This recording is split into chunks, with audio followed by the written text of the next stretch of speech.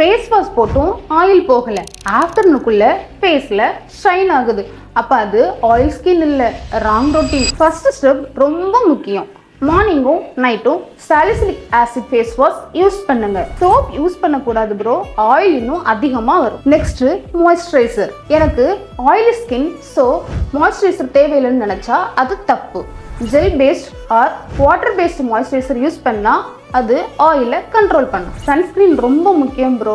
SPF 50 R above நல்ல ஒரு oil free சன்ஸ்கிரீனா use பண்ணுங்க.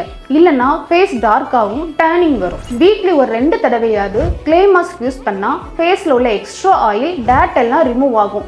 இது ஓப்பன் போஸையும் டைட் பண்ணும். ஆயில் ஸ்கின்னாலும் கேர் வேணும் ப்ரோ.